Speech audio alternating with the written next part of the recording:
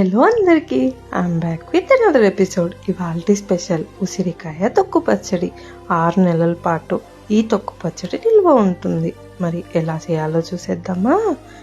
ముందుగా ప్యాన్లో ఆయిల్ వేసుకుని ఆయిల్ వేడయ్యాక 1 కప్పు దాకా గింజ తీసేసినటువంటి ఉసిరికాయ ముక్కలను లో ఫ్లేమ్లో వేయించుకోవాలి. తర్వాత కొద్దిగా వెల్లుల్లిపాయ కూడా వేసుకుని వేయించుకోవాలి. 2 స్పూన్ల మెంతులు దోరగా వేయించుకుని పొడి చేసుకోవాలి. 1 కప్పు ఉసిరికాయ ముక్కలకు 1/2 కప్పు దాకా ఆయిల్ వేసుకుని ఆయిల్ వేడయ్యాక ఆవాలు, జీలకర్ర, ఇంగువ, కరివేపాకు, వెల్లుల్లిపాయ, ఎండుమిర్చి కూడా వేసుకుని వేయించుకుని పోపు చల్లారనివ్వాలి.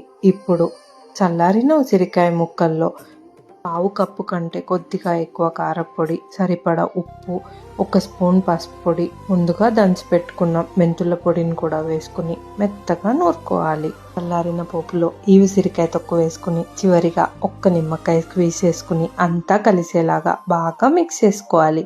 అంతే అండి. నచ్చిందా మరి? మీరు కూడా ట్రై చేసి మీకు ఎలా కుదిరిందో కమెంట్ బాక్స్లో చెప్పేస్తారా మరి? Bye, see you in the next episode. Thank you for watching.